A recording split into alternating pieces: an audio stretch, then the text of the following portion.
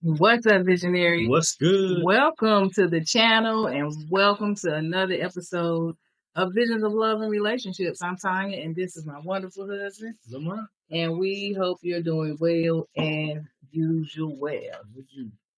So today We got us some reaction.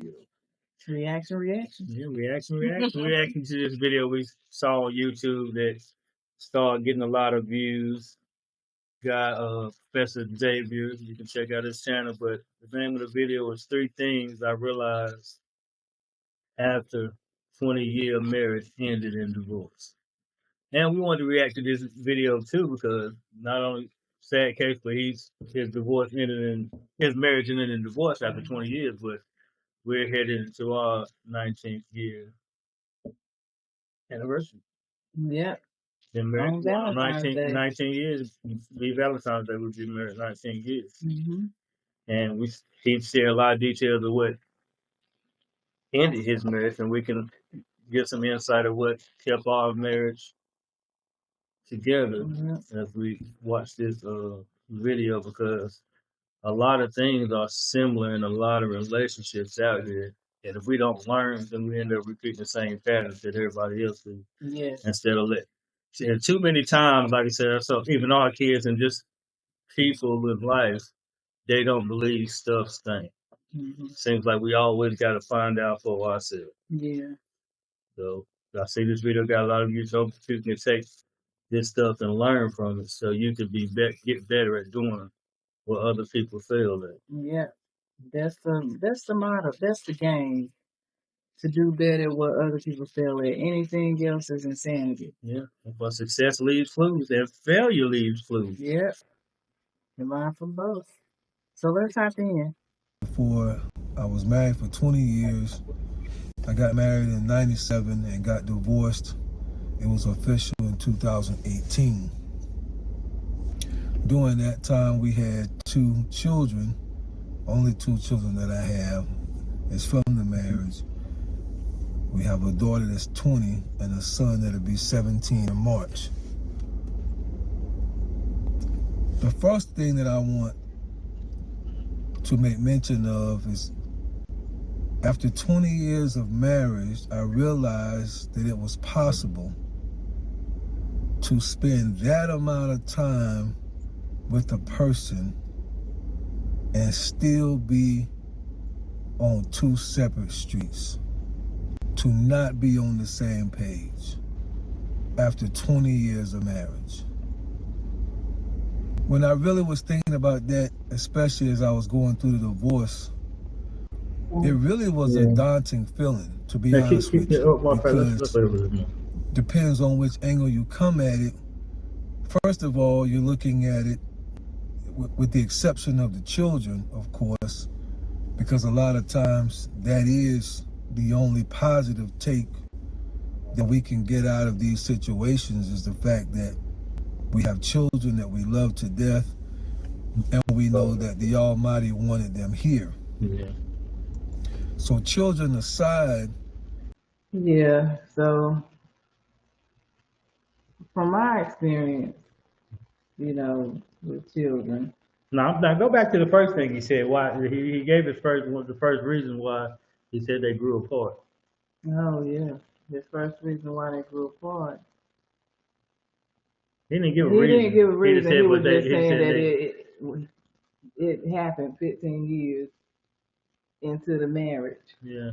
And he didn't even know that they grew apart. So yeah, that's tough. But again, a couple takeaways from me from him saying that, or something that that we would have did different.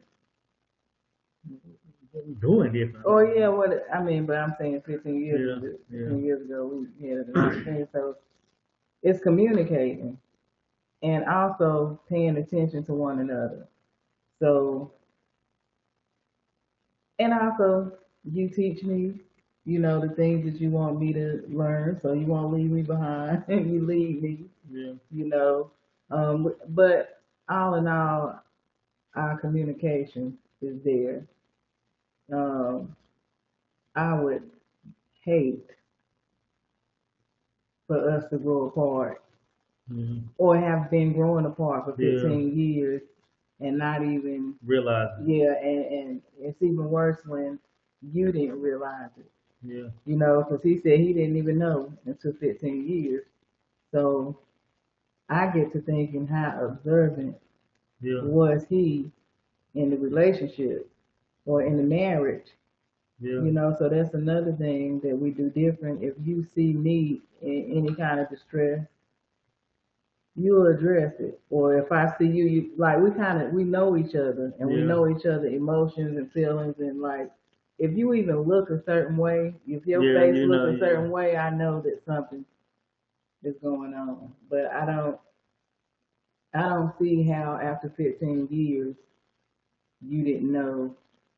Well, 20 years, you didn't know that y'all was growing apart. So yeah, I would say, like I said, communication and being observant, like being present. You gotta be present. Be present in that marriage. I think mindfulness it would probably be the biggest thing. As I look back, I don't like I said, going on 19 years of marriage.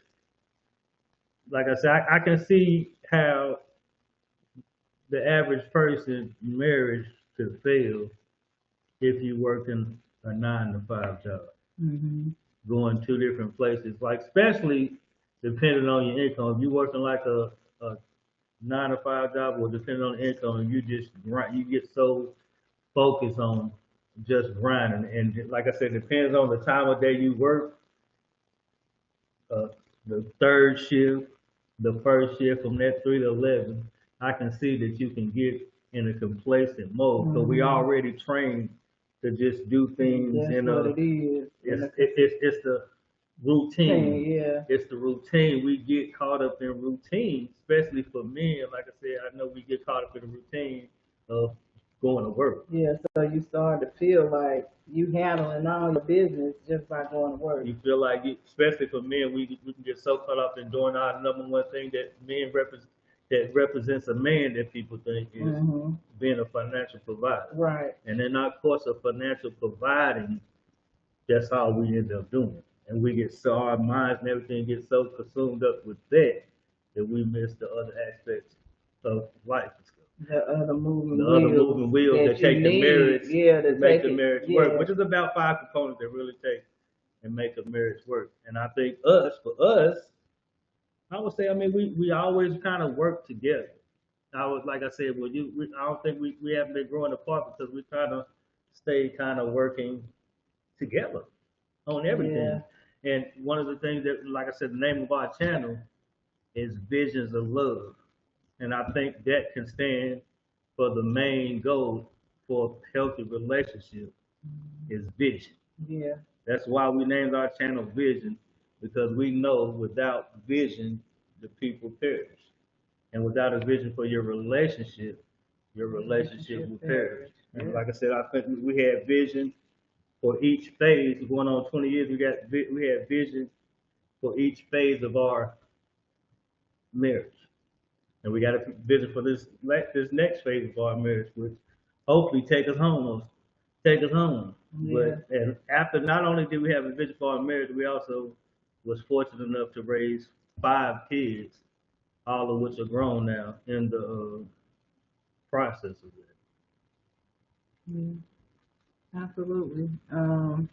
One thing I want to point out before we move forward is that I do recall a time where, I wasn't moving as fast as you were in a certain area. Like my motivation wasn't as motivated as you were in an area, and you let me know, like, hey, this is what we doing. This is where we going. I need you to get on board. So, but every time I make a move, I want you to be involved. So before I move, like if I'm getting ready to make a growth move, a business move, I'm letting my wife in on. I'm letting her know the details. She don't need to go get all the details, all the logistics of it, but she need to know enough details because my loss is her loss. Yeah. My win is her win. Yeah. And I think so many times we get in a relationship. I was checking out the little comments up under this little video. A lot of people saying their wife got jealous because they was doing their thing. I started doing my YouTube thing. My wife started getting jealous. If we start making moves without our, that's why they say a husband and wife, they supposed to cling to each other. That's when you get married. God say when the husband and wife, they should live their mother and father and cling to one another. And clinging to one another meaning every aspect. A partner must be involved so we can grow together, not grow apart. Because one person start growing, and then the other person, it's almost like you're playing catch up. To grow in business, in life, it's like you're playing catch up. And eventually, we probably will never catch up if we get too far apart from our partner and our vision and our shared goal. We each have our own goal, but we also got to keep our shared goal. That's really the driving force of a successful marriage. Yeah, and another reason why I definitely don't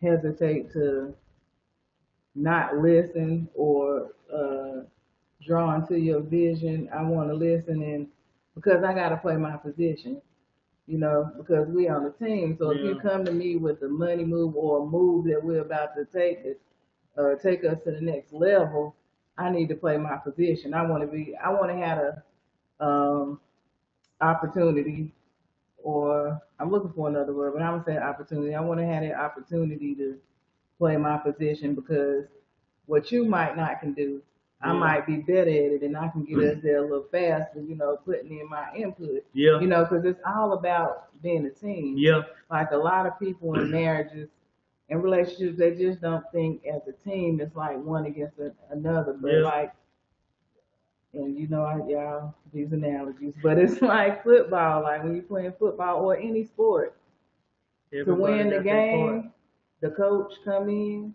they go over the plays. Either they make them or they don't. I mean, I ain't gonna go too deep, but the coach come in, he come in, he the coach, he the leader.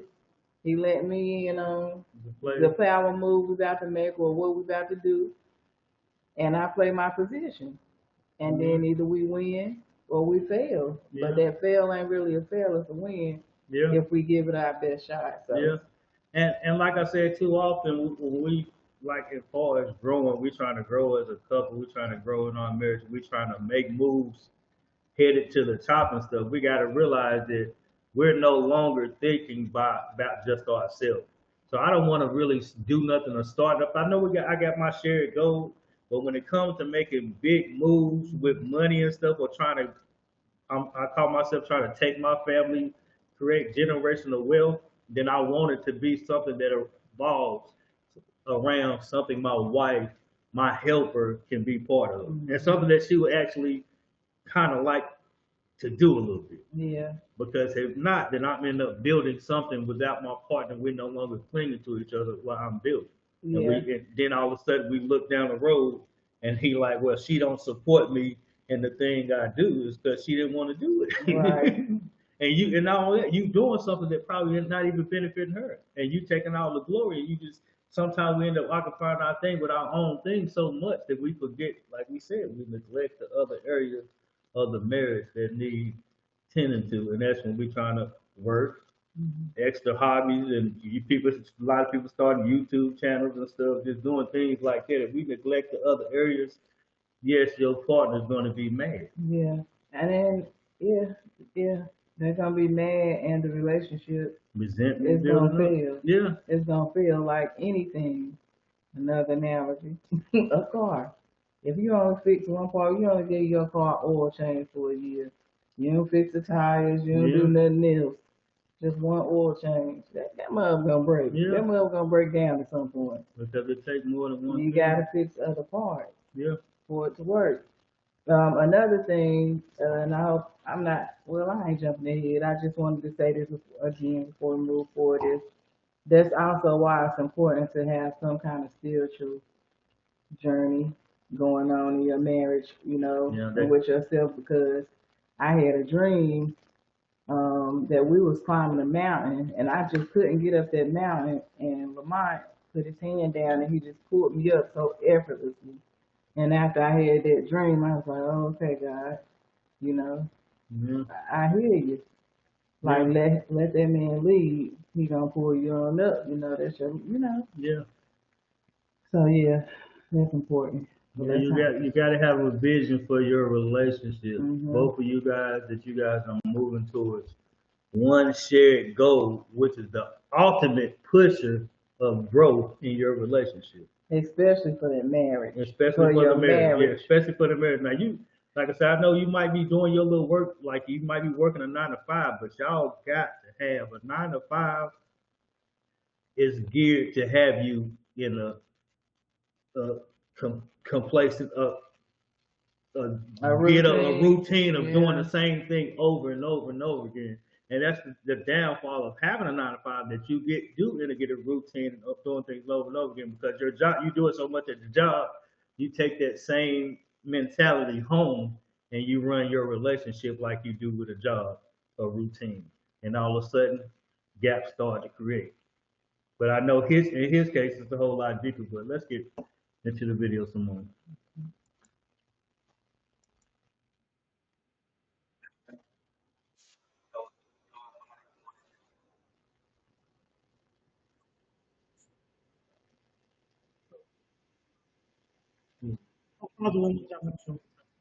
Because that's another thing I want to say about the kids.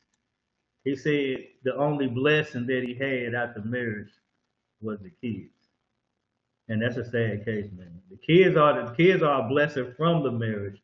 But if the only blessing that you can get out of your marriage is say that it's my kids and you didn't grow as a person, then that means you really was not inside the marriage. Right. Not necessarily your partner. I know both parties play a part. But if me saying all I got out of being married to somebody for 15, 20 years, all I got was my good thing I got was my kids, and I didn't grow as a person or learn a big lesson in life, but that's a lot of time to be with somebody, then that's shame on me. Yeah. And that's one of the reasons why you want to do some of these things. We're saying you want to pay attention, you want to be observant in the beginning. Like, if you're in a relationship, if you're not married, don't take that next step to getting married and these things are happening. Yeah. Because it's going to end up, it's going to end up being 15 years later. Yeah. And it was never meant to be, but y'all forced it. Yeah. Might even be because of the kids. Maybe y'all had kids before y'all got married or something. Y'all stayed together because. Yeah. But just be observant in the beginning. I think that is one of the worst things, to see the thing in the beginning and yet you still go down that road. Yeah. I can see when you get in the marriage and things happen later on, but to see things in the beginning and then you go down that road anyway, that's like you feel like so much regret. Yeah. Because I done wasted time. I knew I shouldn't have even got married to this person, and we done wasted all this time just dragging each other along, kicking the can down the road for years, and we should have never came down this road. So children aside, when you really look at any amount of time that you've spent with a person, 5 years, 20 years, 30 years, for it to, for whatever reason, come to a place where you no longer can function together, and then realize that you haven't been on the same page for a very long, final conversations before I ever moved out. I asked her, when was the last time that you feel we was on the same page? And her words to me was 15 years.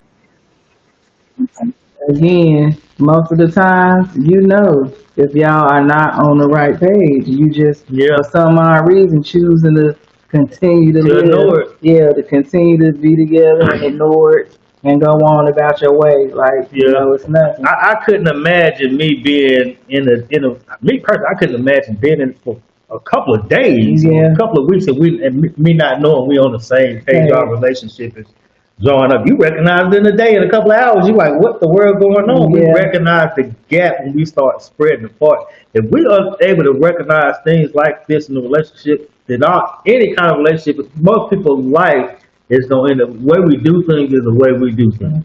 I truly believe that the things that we feel neglect is probably the thing. We got a lot of things in our life that we feel neglect like this. Because if you pay attention, you pay attention. If you don't, you don't.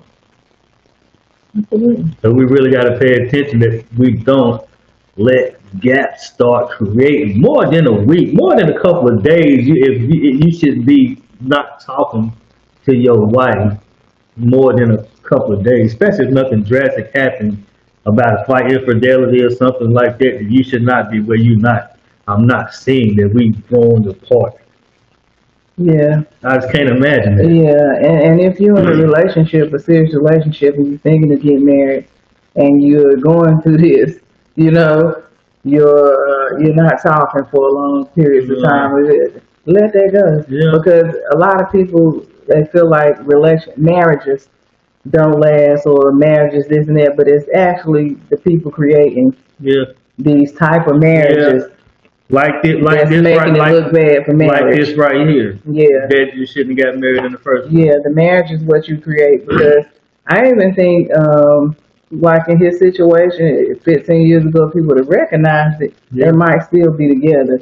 If they could have recognized what was going on and corrected it. Yeah, but I'm gonna get more detail. Okay. Because like I said, it's deeper than, I don't know if we got a chance to see what year he's married, but I don't know. We'll see though. If we don't.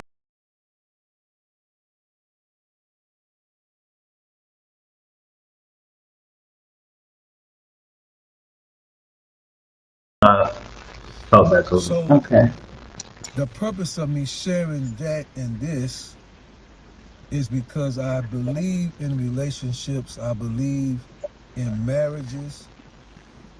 Mine came to a close. It ended. But even still, I have helped several people and still continue to help several people in theirs. That's people that email me and text me from all across the United States that know me, or somebody I knew had them text me with the question. So I believe in marriages. This is one of the reasons why I put relationships as a part of my channel here. I believe in it. And so I would say to you all who are in marriages now or thinking about getting married, please, please, please, I beg you, I implore you, especially in marriage. Now, you don't want to waste nobody's time dating either, but I really just want to talk to people who are married or really thinking about getting married or thinking about getting divorced. God forbid. To me, it's the worst. It's not what it's chopped up to be. Please, if you're going to be married, find a way early to get and remain on the same page. Because what's going to happen is life is going to kick in shortly after, they say the honeymoon stage lasts about a year, if that. Life is going to kick in. Work becomes normal. Everything is going to fall in place. The wife gets pregnant. Kids show up. Babies show up. Daycare show up. Pampers show up. The rut of life. Yeah. Absolutely. Yeah. Yeah. Yeah, that's it. Yeah. Go ahead.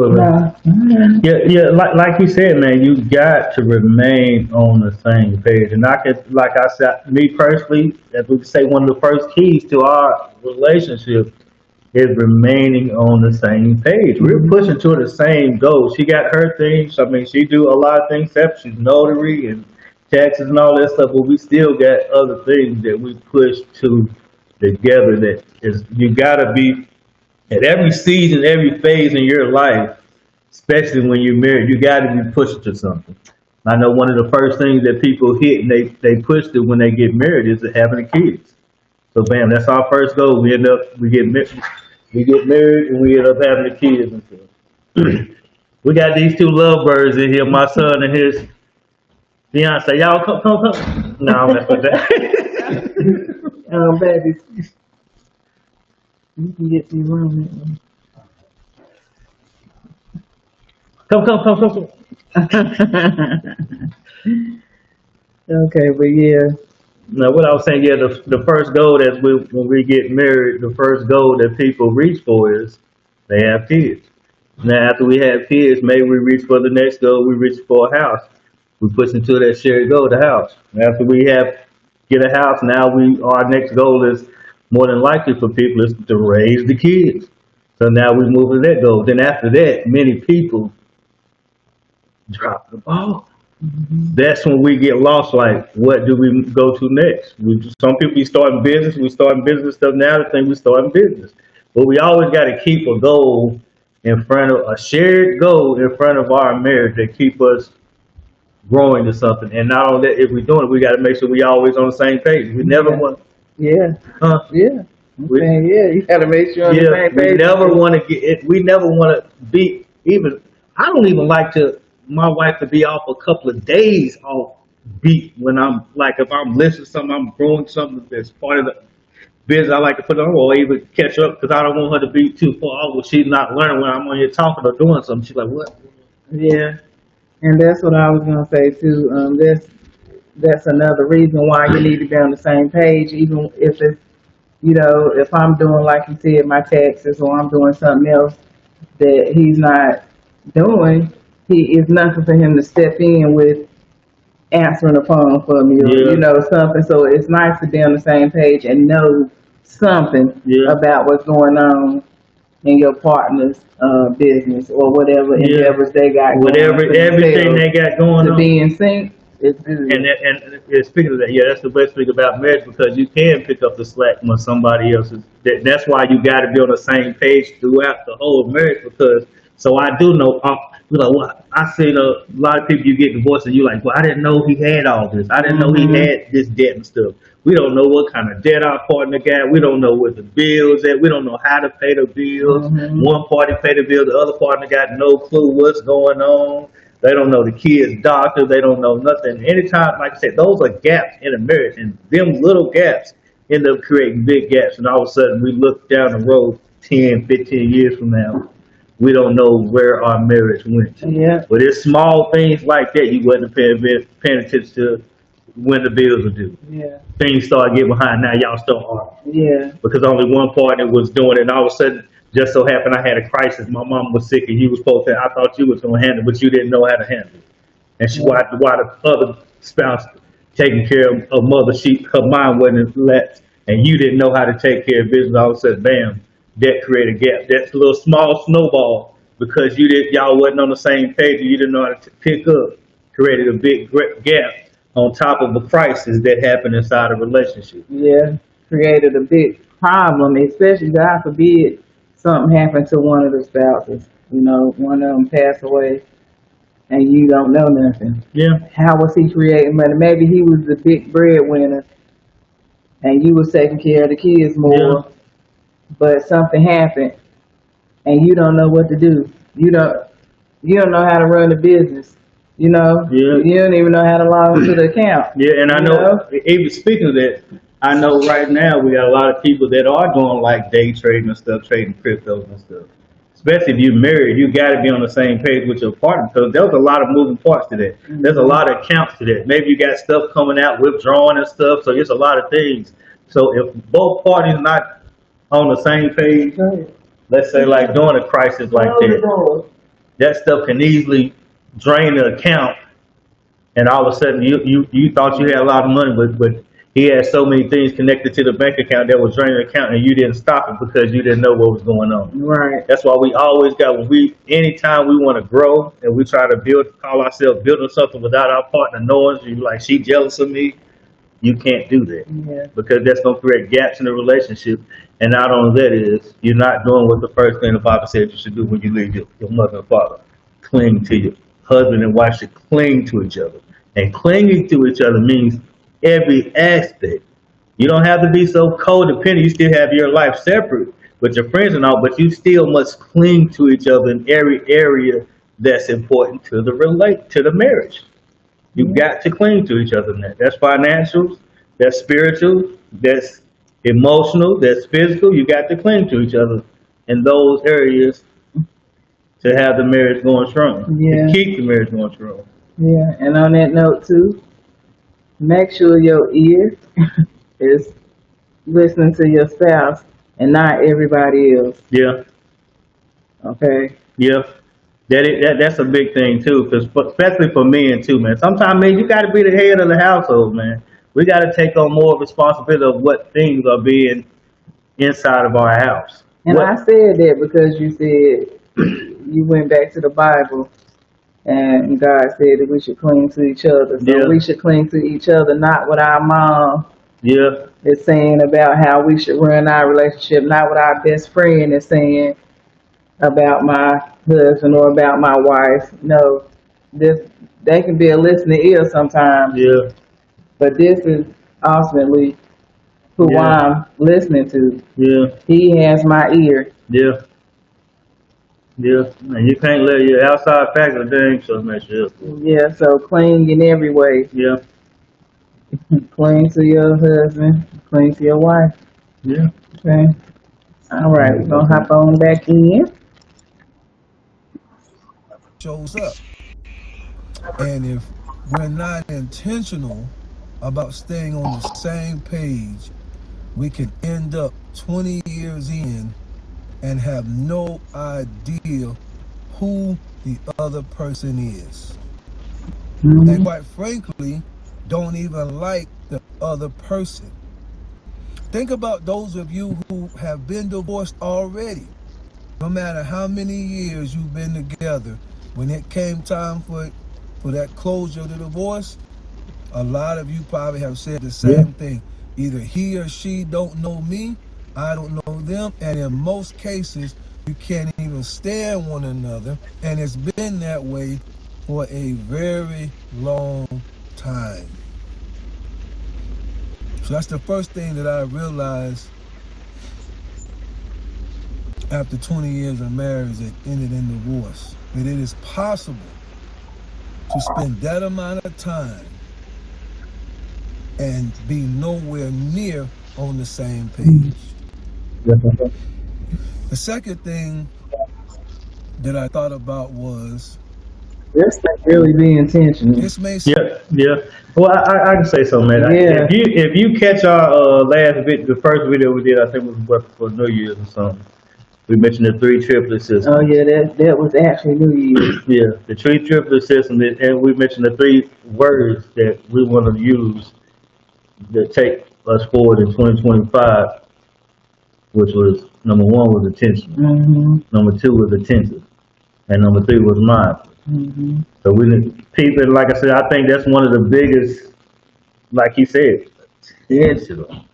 If you're not intentional about your relationship, then you're gonna unintentionally your marriage, then you're gonna unintentionally attract a marriage that will not grow. Yeah. There's gonna be a marriage that you just go through. And that's another video we got to do too. I want to do that video too. If we're gonna go through it, we're gonna grow through this shit. Right. Because so many we can do that, and you be caught up and just going through the motions, just going through marriage, just going through things, and you never really wake up and say, "What's the world? I'm not doing this right." Right. We need to get a hope. We got to switch up.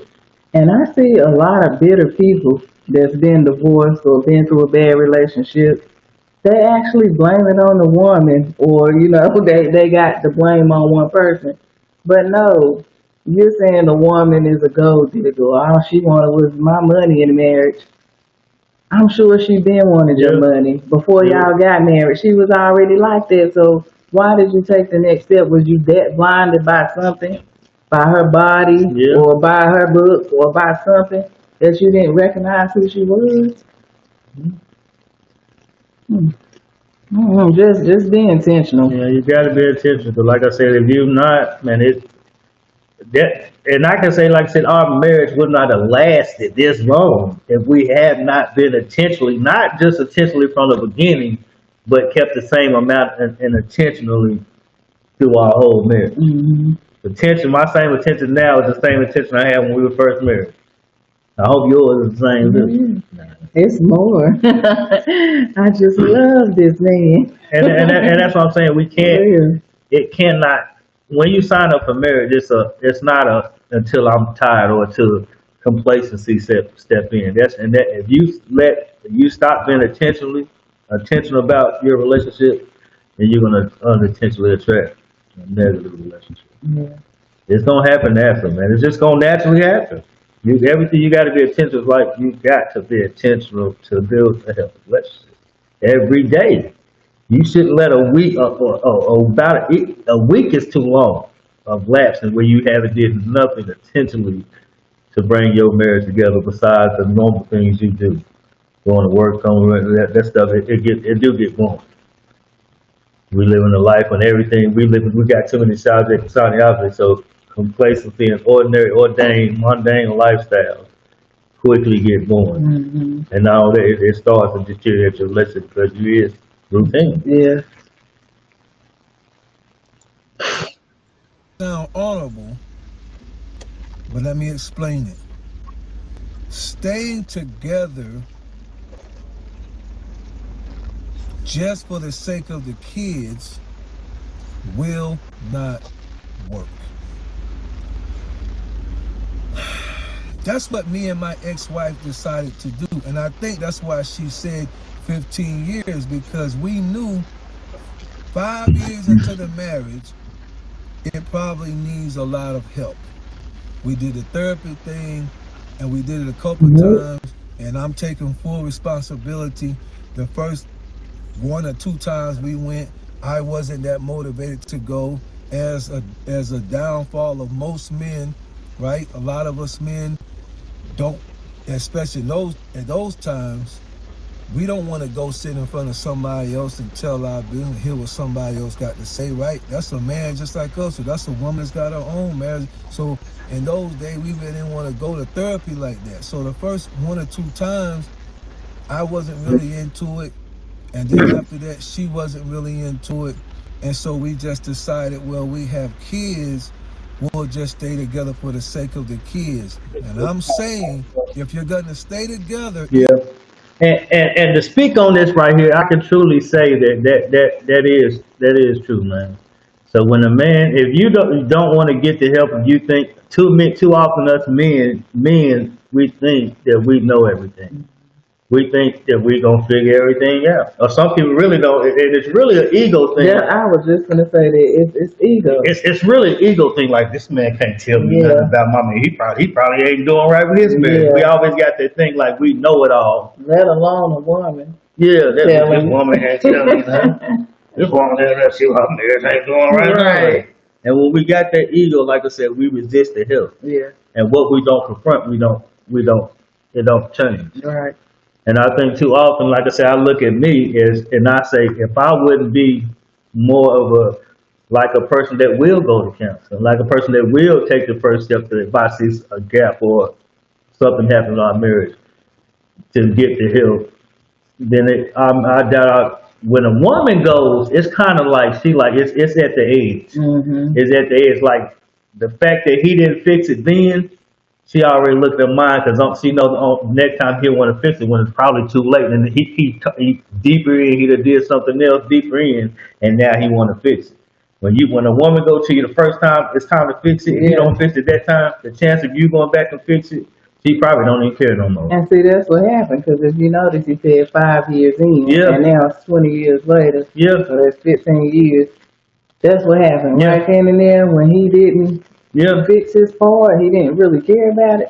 She lost. Yeah. She lost it. She was disgusted. The connection was gone. The connection was gone. That's where they started growing apart. And the first years are the most. But I would say, as I see, looking over people, and I watching other people, looking over people whose marriages are failing, I can say the first 5 years are the most pivotal years. The first 5 years are the foundational years.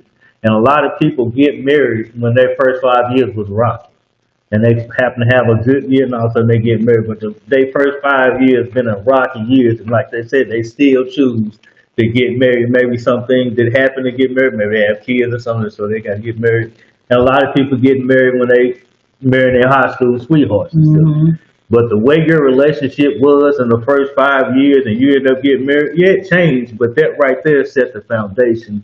And that bitterness and that tone of that thing that we said in the first 5 years is still there. And if we don't do nothing to fix it, we be unintentional. We just go through life and don't do nothing intentionally to address that what happened the first 5 years, then we're gonna get complacent, and all of a sudden it's gonna pop back up, Yeah. and it's gonna be a reoccurring. Then because we didn't open it's already in there. We never addressed the problem. We just brushed it up under the rug. And that pal just ruined under that rug. It just drawn on the rug. So one day it's gonna burst. And you look back and you say we wasn't never on the same page because you put that bitterness in me in the first time. I tried to go get help. You didn't want to get help. Yeah, we end up fixing it. So we got better a little bit. Things are better now, but I still got that. I still got that part that you didn't want to address, and all we did was brush it up on the rug. Time went on, and we forgot about it. But I never. You can't. A body you might forgive. But you don't. It's hard to forget certain things that it wasn't addressed. Yeah. And as I look back on our relationship in 5 years, our first 5 years was just lovely. You know, we wasn't arguing. You know, we didn't have no explosive arguments or nothing. So that's another thing to look for. If you early in and y'all argue like cats and dogs, yeah, that's a red flag. Like, don't get married, you know? Yeah. Don't get married, because marriage don't stop the problem. No. It escalates them. Marriage brings out everything you have. That's the thing. Marriage don't bring out all that bitterness, all that trauma. Marriage brings out everything in you. And if you already not only you bring your trauma from life, now I got this trauma from this relationship that I'm trying to brush up under the rug, and I'm trying to make this relationship work, and I'm expecting later on the relationship's gonna get better. Yeah. That's why these marriages are ended in divorces right now. Yeah. Because people got unresolved trauma that was brushed up under the rug, like he said, for the sake of the kids. And then it just don't happen. I can't love my kids more than I love my wife. That's the only reason why you hang on to a relationship, because you just like, I love my kids. We want to make it work for the kids, but I don't love her. I'm hurting the kids by watching. Like he said, he was in the house with his wife, and his kids never saw them hug and show no affection for almost the whole time they was married. Yeah, that's intimate for them, for their relationship that they grow up, they start building, because they gonna be like, well, I didn't see my parents hug and stuff, so they gonna be resentful to their partner about showing the proper affection that they might need. Yeah, and I wanted to go back to our beginnings, because it felt so good, and yet still 19 years later, it still feels so good. So the person that's for you, it's not gonna hurt. Like, it don't hurt. Like, you go through things, Yeah. but you work them out. You know, you go through things, but you work them out. It feels good. So you would know that person in the beginning. I mean, you would know. Yeah. You would know. You would know. It don't hurt. You don't fight like physical. It's nothing physical. It's nothing like arguing 24/7 or even all disrespect and all more that arguments stuff. than good days. Yeah. You know, it feels good. This person uplifts you. This person you want to be around. You know, if you with somebody, y'all in the early stages and you don't even want to be around them, that's a sign. That's a red flag. And disrespect, because like I said, I think the dude said he was married. He's been married for what, 20 years. I think he got married when he was young. I think he was his high school sweetheart. But like I said, going back to a lot of times, the disrespect if you start disrespecting your partner early on, especially for a man, if you start disrespecting your partner, then it's hard to build up, like calling them out all the names. It's hard to build up. Yeah, we good. It's hard to build up that respect later on. You normally set the tone, and they just set the tone for how they allow you to treat them. So like I said, if we don't address things quickly early in a relationship, those problems will not go away. They only come back, and they come back bigger and more magnified later on in a relationship. Turn into a monster. Yeah, you got to address them when you got to address problems when they happen, especially in the early age. And if you're seeing too many toxic relationship problems in your marriage early or in your relationship early, do not get married. Yeah. Because they do not go away. Problems don't go away. Yeah. They expand. Right. Even though that sounds honorable, it sounds like something that we should rejoice about. Yeah, for the kids. They're going to stay together for the kids. But if that's the only reason, it won't work. Let me tell you why. When I left the house to be separated, because in North Carolina you have to be separated for a year. I believe my daughter was 12 or 13 years old. From the time she was a baby to the time I left the house. I feel like them kids, they probably put me on them kids, they push me away, boy. I'm talking about staying for the kids, them kids, boy. Them kids, some special new generation kids, boy. Them kids, something else, boy. You know what I know? I staying for the kids, boy. Them kids, boy. My daughter never saw an embrace of affection between her mother and myself. And I'm ashamed to say that. My children grew up, my daughter being the oldest. When I left, my son, I guess, had to be 8 or 9. Yeah, so my daughter was 12 or 13. Neither of our children, while we were married, saw us be intimate in terms of a hug, a kiss, a touch, and embrace, anything loving. So to say we're gonna stay together for the kids, but not really be feeling one another, we're sending a negative. Yeah, and as for that, I'm sorry, baby, but as for that, for everybody in a relationship or in a marriage, just because you want your kids to see what it's like to have both parents in the home, Yeah. or because you saying you're doing it for the kids, you're hurting the kids. Yeah. Look at what the kids saying. Look at the kids even feeling those emotions from mama Yeah. and daddy It's a that spirit. they feeling against each other. Yeah. They get that. You might yell at your kids a little more. You might, oh, you look like your dad. Get out of my face. Yeah. Certain things, you hurting the kids. You feel the resentment and spirit in the house. Yeah, you're not helping them. It's better for you two to be happy apart Yeah. than to force it together for the kids. Yeah. So you say, we're doing this for the kids. Yeah. If you want to do it for the kids, then it's best to separate and be happy. Yeah. Because like you said, I think, and I mentioned this earlier, like I said, the after effects is the kids won't be able to form intimate bonds with somebody else. Mm-hmm. They might be somebody who say, well, I don't like my husband like that. Yeah. So they might lack to show the affection to their partner, to which they would need in order to have a healthy relationship. You got to be able to receive hugs, you got to be able to give hugs. Yeah. That's part of building a healthy relationship. A relationship is just like you said, they end up just being together if you're not showing affectionate to your partner on a daily, regular basis, if that's what they like. Yeah. And even though you might not like the one partner to do it, if you're not able to give it, then your partner's going to feel neglected in that area. Yeah, so it's true, those commercials. I'm turning into my parent. That's true. Your kids turn into you. Yeah. Just the same way we did with our parents.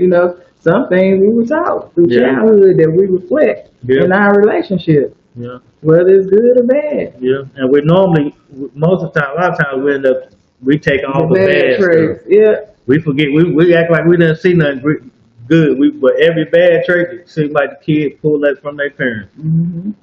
The same parents they say they don't want to be like, they only pull the bad traits. Mm-hmm.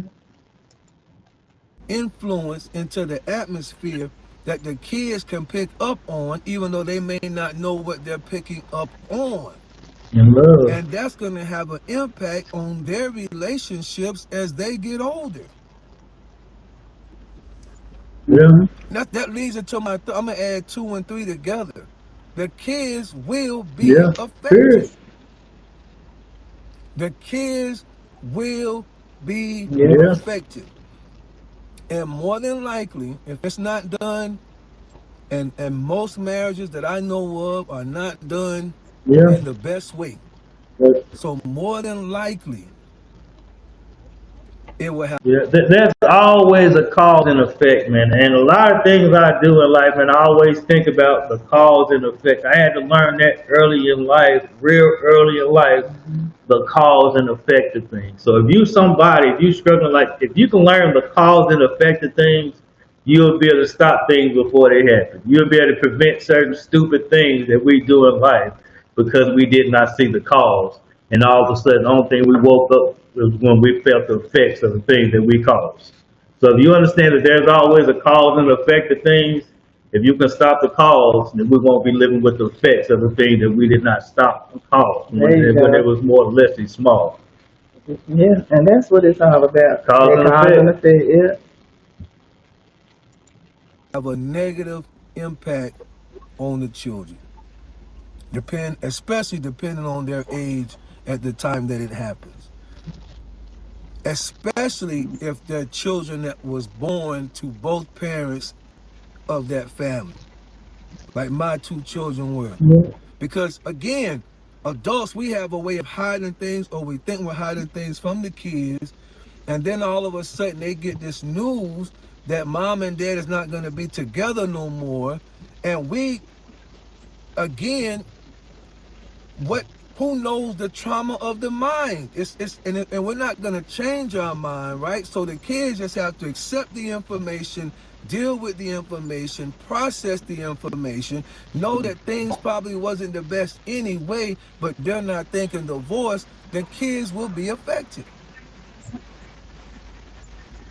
So definitely stand together for the sake of the kids. If that's the only reason, that's not an honorable reason, because they're going to pick up on the atmosphere. They're going to pick up mom and dad is not cordial towards one another. They're going to pick up mom doesn't want to be touched by dad. Dad doesn't want to be bothered by mom. They're going to pick up on that. So they're not going to see in their times of youth a healthy relationship where positive affection is going on, positive communication is going on. They're not going to see it, and it's going to have an impact on their relationship as they get older, because now they have to figure out from scratch what it's supposed to be, because they didn't have a positive example when they was children. And if there's one thing that I wish that I could do over, something in that I wish I could change. If I was a Yeah.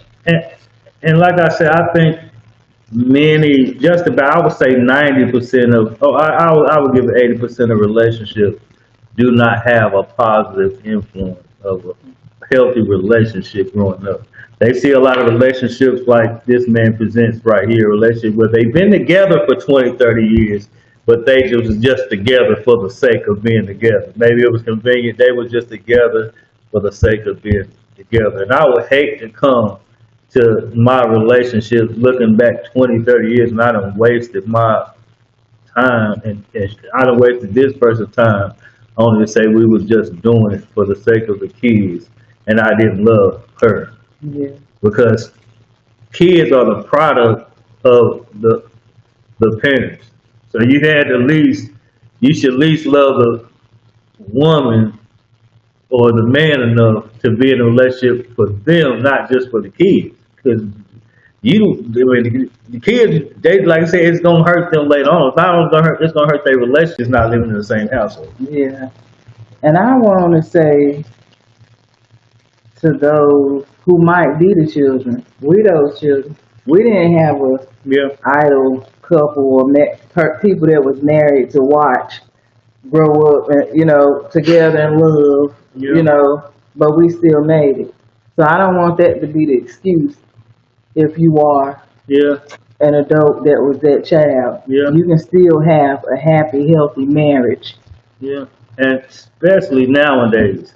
Nowadays, we live in a generation we're in the information age nowadays. See, back in the day, older people, they didn't have the information that we got access to now. So more or less now, I know people like, well, 50%, 70% of marriage end in divorce. We got so much information, and if you intentional, you can make your relationship work. But if you unintentional, oh yes, 50%, 70% of people marriages end in a divorce.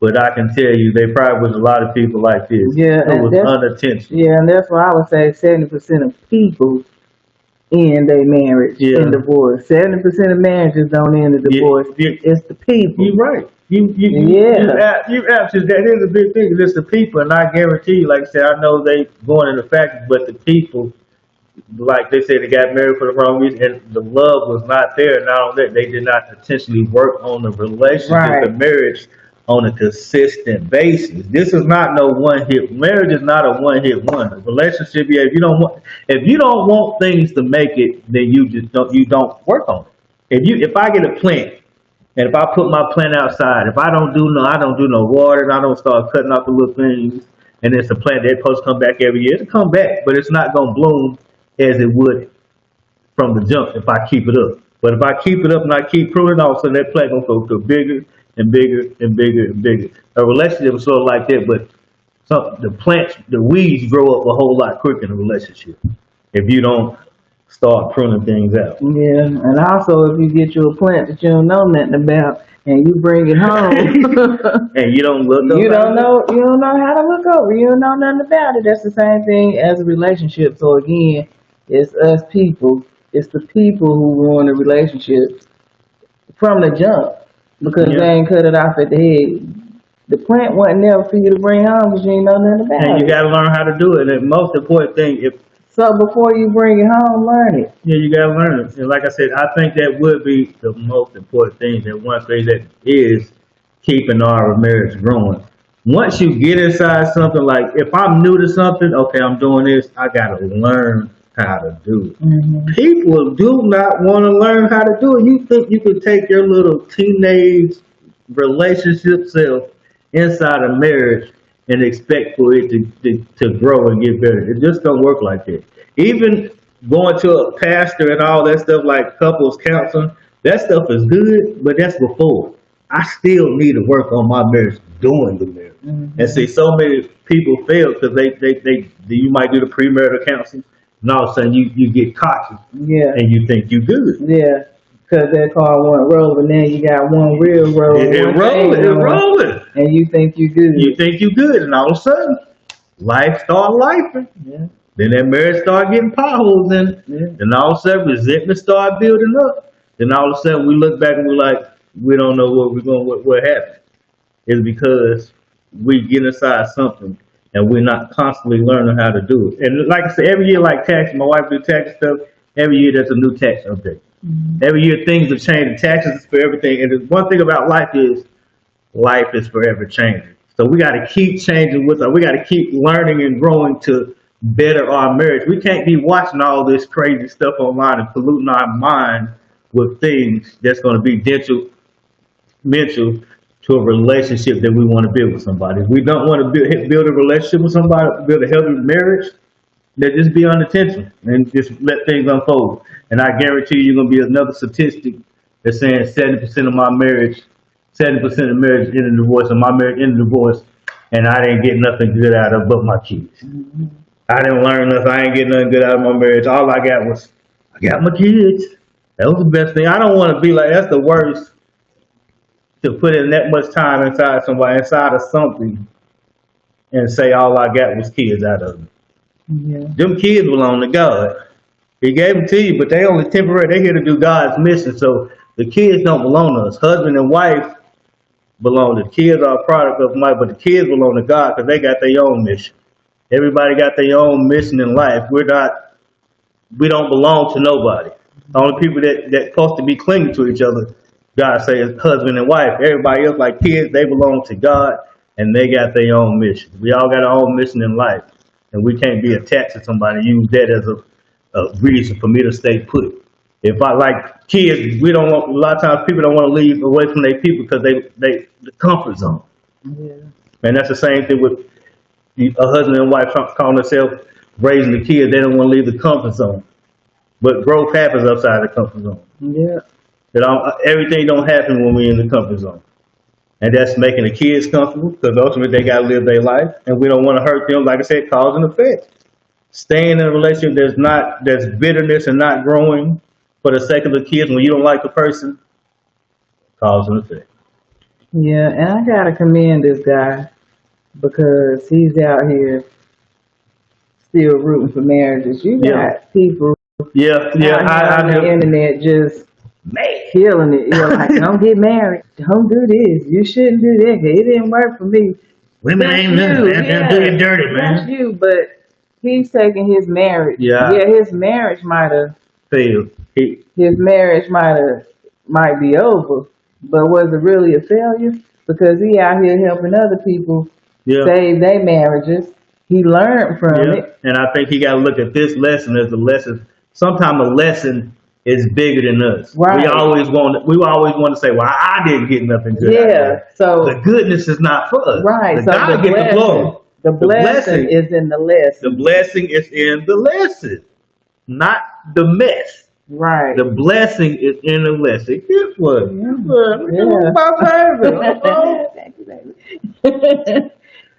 Yeah. So we commend you. What's his name, Professor X? Yeah.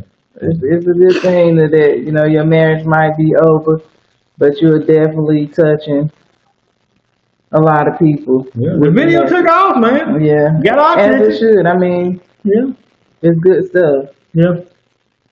Because we got to learn from other people's lessons. Yeah. So that's what I'm saying. It's easy. The biggest way to learn in life is somebody else. Okay, I see this dude failure. I know not to do what he did. Yeah, and he tells you. He gives you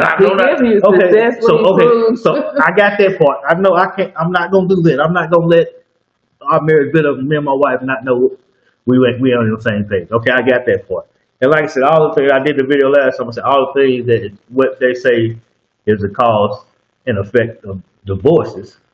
If I can do that, then I know my chance of divorce is gonna go up because I know I can handle it. I can control that, so I can do that. I cannot do that. Mm-hmm. I cannot let our relationship grow apart because 36% of the things that we control in our life is action and choice, and 70% of things that people say they're getting divorced for in marriage is around actions and choice, which is the 36% of things that we control in our life. Mm-hmm. You can't control 70% of the things that happen in life, but 36% around that much you can. Choice and action, which evolves around the 70% of people, like we said, that's getting divorced. So people, you can't tell me. I don't understand that, and it's mostly because we get inside a relationship or a marriage, and then we don't want to learn how to do it. We just want to go with the flow. Yeah. And it don't work like that. Yeah. And again, I was saying success leaves clues. I know it don't look like success in his case because their relationship is over, but it can be success in your case. Yeah. Because it left clues. Yeah. He leaving clues. He giving clues. We're giving clues. Take them and make your relationship or your marriage successful by listening and putting some things in action. What did you say to two? Choice and action. And a man must be I don't think I said it, but the man must be the leader. I watched another dude video, and he said one of the key things stuck out. He said, "Heavy is the head that wears the crown." Mm-hmm. So many people want to be the boss, man. I tell you, boy, these men want to be. I want you to submit to me. I want you to be submissive. I want a woman to listen to what I say. Listen to what I say. This is what I say. I got it, man. But like you said, heavy is the head that wears the crown, man. We have to be. The men must be more leaders. If we want the marriage to work, to increase our chance of building a successful relationship, a man must take leadership of the relationship. And he must lead in more than just being a breadwinner of the house. That's only one aspect of that make a marriage work, is you being a financial breadwinner. They got dogs out here that you train a dog to do tricks and stuff, the dog make money. Does that mean he the head of the house? So we can't just be, we just can't be so codependent on that we the breadwinner and we neglecting every other aspect of the house or the things that make our marriage work. And if we got a happy marriage, then we can build a happy, healthy kid that can end up building happy, healthy relationships too. Yeah, and one of the things the big man thinks, I'm providing, man. No, Because you only provide financially. Yep. There's other things that need. Other areas that need providing for. Yes. Hello. Yeah. You got the woman need. I mean, spiritual, emotional, financial. You got kids. You got household responsibility. Mm-hmm. You got wifey responsibility. You got kids. I Mm-hmm. mean, there's a lot of aspects that goes into having a successful relationship. And Yeah. a woman at home taking care of the kids, and a man at work just taking care of the finances is only part of it. Yeah, it's only, being a provider is more again than being financially providing. Yeah. Yeah. Let's finish up this. With a magic wand, I would somehow change that and try to wipe that out of their mind and wipe that out of their youth so that they would not be impacted.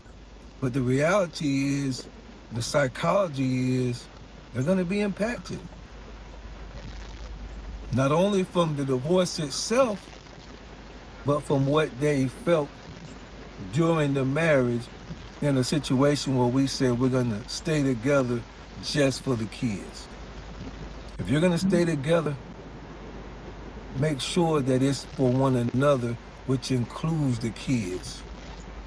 My advice, don't take that cop out. Don't take that cop out. If you're going to say, I'm going to wait for the kids to become 18, whatever years old, and then get the divorce, your mind is already outside of the house. Your mind is already somewhere else. And if you think that kids can't we can't fool them like we think we can. They may not be able to articulate what they feel, but they are watching when we don't think they're watching, and they feel what we are not even aware that they feel. So anyway, hopefully this can help somebody. Hopefully this can trigger something. Post something down in the comments. Anybody that's been there, anybody that's lived through it, anybody who has been through it and their children have spoken to them and told them pretty much some of the things that they felt or how it hurt. Post something down in the comments. Put a thumbs up at least. Because like I said, I want relationships to make it. But sometimes we just are not aware of really what we're putting out there. And a lot of bad things can be picked up as parents sometimes. I would say divorce could be a whole lot easier. I mean, you may have money issues, but if children was not involved aside from money, it could be a whole lot easier. But when you add children to the equation, it's a whole different ball game. Because we can't even fathom what they're feeling or what they're going through or what they're facing or what they have received or what they've seen or what they've heard. We can't even. Yeah. Very nice said. A lot of blessings. Again, a lot of blessings in the lesson. Yeah. And I think so many people, like I said, I think we really cannot be holding on for the kids' sake, because the kids, Lord's willing, I mean, you look at the kids only people don't make it past the kids, but the kids only taking up a small portion of life. I mean, it depends on how far you raising kids and stuff. Like, I don't want to spread out 20, 30, I tell you spread out 20, 30 years, you raising kids, but they only take up a small portion of your life if God grants you living a life. So we got to think beyond kids for the goals that we're trying to reach. We got to think beyond. We got to start thinking beyond kids before we get there. Because I know we're gonna raise these kids, and then what next? Yeah. If we always wait till we get there to make a decision, then a lot of times so much stuff can happen before we made that decision that we done lost. We got no direction. That's why it's good to always have a direction after direction after goal after goal after vision that we steady more working to. So we're not just in us. So we're not just moving along for the sake of the kids and stuff. Yeah, because I mean, we're hurting the kids, and not only that, at a certain age, the kids gonna be gone to Yeah. live to fly. Yeah. to live their own lives. And if you don't want to be that lonely old person without nobody to, take care of you or you to take care of, without a significant Yeah. other, then go ahead and let that relationship go, let that marriage go. If it's not working, if it's not meant to be, let it go. Don't stay in it for the kids. Yeah. So like I said, we done raised our kids, and I just like well, our kids are grown now. Everybody's out the house and stuff. We got two of them with us, brought me down here on vacation and stuff, or down here just taking a little trip and stuff. But I mean, our life is just beginning. I Yeah. mean, our kids are all like I said, our kids is not our. My whole life is not built. I'm not here just for my kids. We're not here just for our kids. Our mission is not only to for the sake of the kids. We got to find a shared mission with when we join together as husband and wife, we become one, and we got to find our shared mission that we are growing to. We got the little man out here. You got something? Yeah, because I lost my train of thought, but yeah, It's keeping a about the vision, keeping kids. a shared vision in front of your relationship that's not geared around the kids. Because them kids actually, they check, these new age kids, these kids are checking out now. 13, 14, they on their own little world. By the time they're 12, 13, 14, they on their own little world. So you better not be talking about you saying us together for the sake of the kids. They pay attention, but them kids, they going about their own business. So you got to focus on what's important in your relationship. And your kids is husband, wife, then kids. If you start saying I'm doing things for the kids and not for your spouse, and like I said, your relationship is dead, already dead. You don't never want to be the kids to be the glue that hold things together. Because in the end, like we said, there's always a cause and effect. And it may look good at first, you think like you're doing the best interest for the kids by staying together. But like I said, I truly believe that it do be detrimental to the kids later on because they don't learn how to form good relationships with people when they get older. Yeah, I had some. It was good too. It's gone though. Maybe to come back on the next one, and we're gonna go ahead and wrap this thing up. Mm-hmm. You good? Yeah, I'm good. I'm good. And we're working on our 20th. Yeah. We'll be our 19th, so we're working on that 20 again. That's why we. Trying to hit that message. Don't say we been divorced, married 20 years and getting divorced, man. So what do you think? Yeah, what do you think is going to take us for the next? We'll say we got 2025. We'll say the next 5 years. What do you think it's going to take? Oh, that's what I wanted to say. You just. Click it. Yeah, you clicked it. You do it. Well, it just clicked. It just What do you clicked think back you're out, gonna but say it for the was next something 5 with years? Vision and goals. hold on, cause it's juicy. Okay, And a vision. all right. So the next 5 years that'll keep us communication. I always have to say that communicating and perspective. You know, having not being having that understanding and not being just like one sided on something that you might bring to me. Mm-hmm. Understanding the way you feel about things, just to keep those type of Understanding things. each other's perspective. Yeah, but at the end of the day, just really communicating, being able to communicate. And communication is just not always talking, it's listening to. So being able to listen to you as well. And just, us talking about our vision, writing it down. Yeah. And making it plain so we both, and the Bible says, you that write the vision, make it plain so that those that read it can run with it. So like I said, we got to have, if anything I can tell you will, like I said, the one thing, he gave 3 reasons why his marriage failed. Like I said, the one thing we can tell you in order to have a healthy relationship and keep the healthy relationship growing, you need to have a shared vision and you need to find a way to make now that I'm married, now I got to learn how to be married. Now that I'm in this relationship and I want this relationship to be healthy, I got to learn how to be in this relationship and make it healthy. Even if I had people that was in my life, if I don't know exactly what they were doing, then I need to learn more of the logistics enough that I need to learn to make my relationship healthy, so it can end up in marriage. And if I'm in a marriage, I need to learn the logistics. I need to learn to make my marriage healthy and to keep my marriage healthy.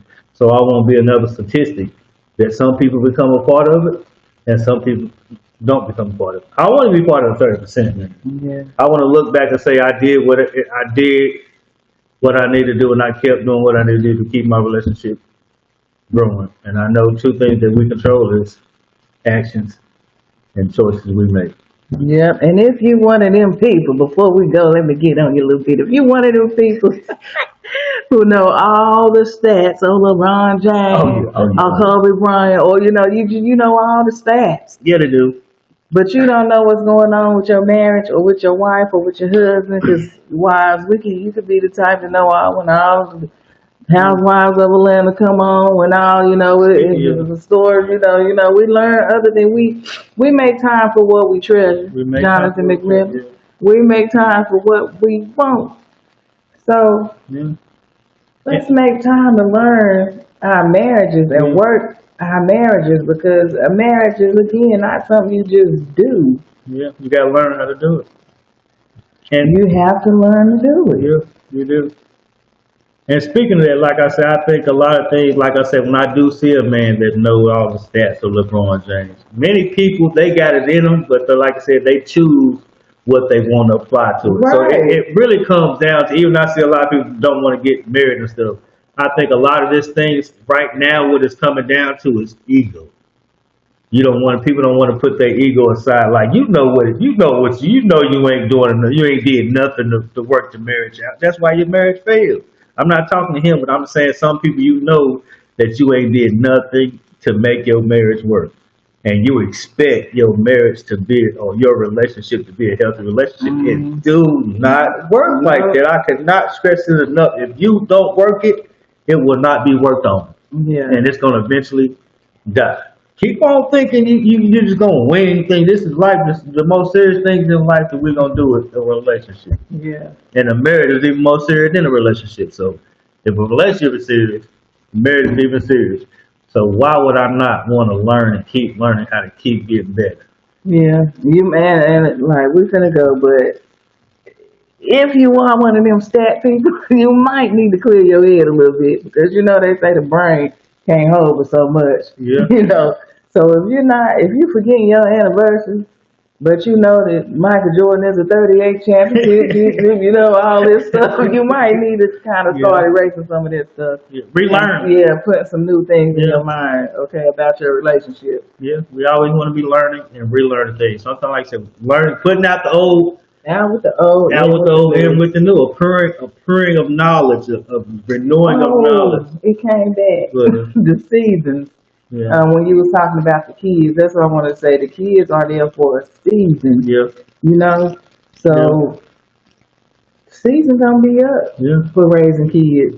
Yeah. And we're in that season right now. So you gotta have a vision for your next season. Yeah. Without the kids. Yeah. Now we're in that season. I wanted to say that when we talking about kids, but it just came up. Yeah, I was talking about them stats, and I was clearing my head because I wanted to say something about them stats. So once I got them stats out, it made room for the season. Okay, but anything else you got, babe? Well, I'm sure we'll see you on the next one. So make sure you like, comment, subscribe, follow wherever you are, so you won't miss none of this good juiciness that we're giving out, because we've been doing it for 20 years. We're just not going on 20 years. We're just not out here talking. Okay? And what we're telling you we're doing, what we're telling you to do, we're doing. Like I said, we're still growing. I work on my relationship, my marriage daily. I watch things daily to enhance my relationship. Why? Because as soon as you take your foot off the gas, the devil is coming in to kill, steal, and destroy. He loves marriage. He loves when people start getting in a relationship. You call yourself trying to build something. The devil coming right there for you. Yeah, keep on thinking things again, man. And the best thing to do is to just think about that thing. He just said, what happens when you take your foot off the gas? Like, he keep his foot on the gas, because what happens? when you take your foot off the gas, like really in real life. If you're driving on the highway, you take your foot off the gas, what's going to happen? You don't stop. Yeah. And the car gonna come that was behind you and come past you. Yeah. But in life, the devil come get you. When you take your foot off the gas, when you start working on your marriage, and when you don't put God in your marriage, God needs to be the forefront. And I see a lot of people. And I don't know what he didn't say too much about that. I see a little bit, but I can say that's another big thing too. We didn't reach too much, and I don't want to get too churchified on folks. I know, but either way, God must be in the forefront of your marriage. After them kids gone, but if you don't got God, your marriage ain't gonna last. It ain't gonna last. You got to have God in your marriage. God must be the ruler because God is marriage. So God must be in the thing that He put covenant in. Love too. Yeah. God is love. So if God's not in your marriage is not. Religion and spiritualness is not in your marriage. Your marriage is not going to last. You just really wasting your time. Yeah, we're going to say them for nothing, though. Yeah. All right. We gave a lot of good. I hope you watch this video. If you listen, like I said, it should be no shape or form where you could not go out here tomorrow. Because we gave you some daily information that you can go out here tomorrow and start making your relationship better. Which is this week. You got a lot doing this week. The beginning of the week, so you still got a lot doing this week. 5 more days that we can work on. Yeah, because of course, again, We do got a success leaves clues. We have a very successful marriage. Yeah, and we're not just talking. Yeah, and like I said, we wrote this book and it's called Effective Communication Skills for Couples. Got a little grammar errors and stuff, but it's our first baby. First book. We got to edit it. We're gonna hook it up for you. We're gonna give it, for right now, the information shall sacrifice. Mm-hmm. And I think, like I said, 7 key steps to go from conflicts to connection and how to communicate as a couple. We went deep in here because I think people fail before we can actually communicate. There's some things that we got to communicate with ourselves that we got to close the door to, that we got to address before I communicate with somebody else. Mm-hmm. And these are, like I said, these things that we put in 7 steps made it long, but in actuality, these things we kind of got to do on a weekly and daily basis to keep our relationship strong. Yeah, and I'm gonna leave that alone because that did rhyme. So it did, but no, because I got wait. Hold up. But yeah, do we go through it? Yeah, we're not saying we perfect. Do we go through it? Yeah. But do we grow through it? Yeah. Yes. And that's the thing. Yeah. You wanna go through it because it's healthy, but you wanna grow through it, okay? Because if you go through it, you're gonna end up with you say, I ain't learned nothing, man. I ain't getting nothing out of what you eat. This has been another episode of Visions of Love and Relationship. Much love. They had vision together. They built the life that they love. Go build. You want the next one?